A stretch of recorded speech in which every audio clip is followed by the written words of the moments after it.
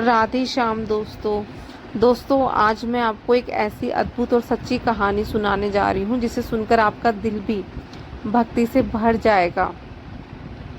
ये कहानी है हमारे जयपुर के राजा की, महाराजा की, जहाँ आज भी ऐसा महसूस होता है जैसे प्रभु खुद ही अपने भक्तों से मिलने आते हैं। और दोस्तों ये मेरे दिल के बहुत करीब है, ये है मेरे सखा। और दोस्तों क्या आप जानते हो कि ये वही मूर्ति है जो द्वापर युग से जुड़ी हुई है और खुद भगवान श्री कृष्ण के परिवार द्वारा बनाई गई थी। दोस्तों द्वापर युग समाप्त होने के बाद जब भगवान श्री कृष्ण इस धरती से अपने धाम को चले गए थे ना, तब उनके परपौत्र श्री वज्रनाभ के मन में एक इच्छा थी कि वो अपने दादा श्री कृष्ण के असली स्वरूप को दुनिया के सामने लेकर आए। उन्होंने अपने परिवार के बड़े बूढ़ों से पूछा और फिर श्री कृष्ण की मूर्ति बनवाने का निर्णय लिया।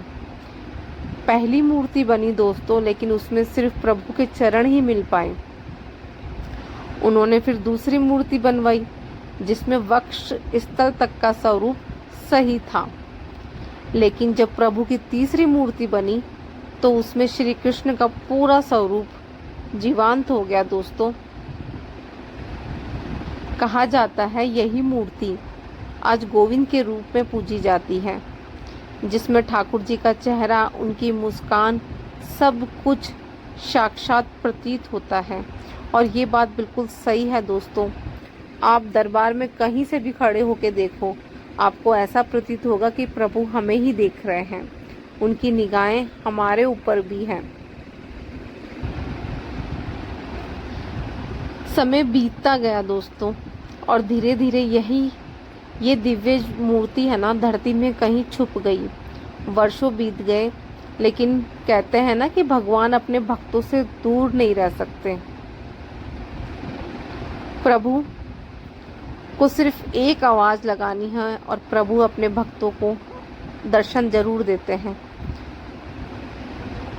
16वीं शताब्दी में रूप गोस्वामी जी को एक दिव्य सपना आया। उस सपने में भगवान ने कहा कि मैं यहाँ छुपा हूँ, मुझे बाहर निकालो। श्री रूप गोस्वामी जी ने तुरंत उस स्थान की खुदाई करवाई दोस्तों, और जैसे ही मिट्टी हटाई गई ना, तो यही दिव्य मूर्ति प्रकट हुई, जिसे देखकर सभी भक्तों की आंखों में आंसू आ गए और सभी भक्त कहने लगे, हरि बोल, हरि बोल, हरि बोल, हरि बोल। फिर वृंदावन में एक भव्य मंदिर बनवाया गया दोस्तों, जहाँ गोविंद की मूर्ति स्थापित करवाई गई और प्रभु की सेवा शुरू हुई। लेकिन फिर समय आया दोस्तों परीक्षा का। मुगल काल में कई मंदिरों को तोड़ा जा रहा था और भगवान की मूर्तियों को नुकसान पहुंचाया जा रहा था। तब जयपुर के महाराजा सवाई जयसिंह द्वितीय ने एक बहुत बड़ा निर्णय लिया। कहा जाता है कि ठाकुर जी खुद उनके सपने में आए और उन्होंने कहा कि मुझे सुरक्षित स्थान पर ले चलो। तब महाराजा सवाई जयसिंह ने बिना देर किए पूरे सम्मान और भक्ति के साथ गोविंद को वृंदावन से जयपुर लाने की तैयारी शुरू की। लेकिन ये यात्रा आसान नहीं थी दोस्तों। लेकिन हर कदम पर ऐसा लग रहा था जैसे भगवान खुद उन्हें मार्ग दिखा रहे हो, खुद उनके साथ हो। और जब जयपुर पहुंचे तो सिटी पैलेस जयपुर के पास एक भव्य मंदिर बनवाया गया, जहां आज भी यहाँ का दृश्य है ना दोस्तों बहुत अद्भुत होता है। बहुत प्रभु की कृपा ही कृपा नजर आती है चारों तरफ। इतना सुकून और इतनी शांति मिलती है। वैसे तो कहते हैं कि किसी भी दरबार में चले जाओ आपको शांति और सुकून महसूस होती है, लेकिन गोविंद के दरबार में भी बहुत शांति मिलती है। दिन में यहाँ 7 झांकियाँ होती है प्रभु की दोस्तों, 7 बार दर्शन होते हैं प्रभु के, और हर बार है ना प्रभु का श्रृंगार अलग अलग होता है। और जब प्रभु का पर्दा खुलता है ना तो ऐसा लगता है कि जैसे जैसे दोस्तों प्रभु खुद अपने भक्तों को दर्शन देने आए हों।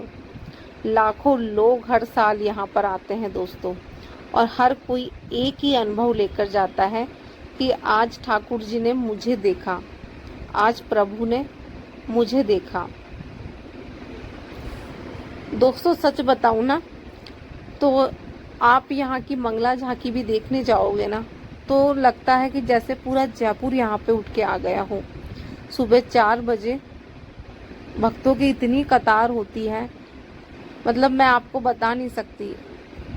और ये है कि प्रभु के दरबार में आप कभी भी चले जाओ, यहाँ पे लाखों श्रद्धालु आते हैं दर्शन करने के लिए। और प्रभु की कृपा जिसको मिल जाए, जिसको दर्शन हो जाए तो भाई फिर बात ही कहना क्या। लेकिन दूर दूर से आते हैं, दूर दूर से आते हैं। और कभी कभी प्रभु ऐसी भी परीक्षा कर लेते हैं कि भक्तों को दर्शन नहीं देते, पट लग जाते हैं। लेकिन भक्त जब उदास होते हैं तो मैं तो यही कहती हूँ, कोई बोलता है कि दर्शन नहीं हुए तो मेरा कहना यही होता है कि प्रभु यही है ना, आप उनके उनके दरबार तक आ गए तो बस दर्शन हो गए। मेरा तो सोचना यही है दोस्तों। और कहते हैं कि गोविंद के दरबार में ना कभी भी कोई खाली हाथ नहीं जाता, और ये बात बिल्कुल सच है। बस सच्चे दिल से उनको बुलाओ तो प्रभु खुद आपके जीवन में आ जाते हैं। और जब उनकी एक झलक मिल जाती है ना तो लगता है जैसे सब कुछ मिल गया दोस्तों। तो दोस्तों अगर आपको ये पसंद आता है वीडियो तो प्लीज़ लाइक करना, शेयर करना और सब्सक्राइब करना। दोस्तों आप भी अब प्रभु के भजन और आरती का आनंद लीजिए।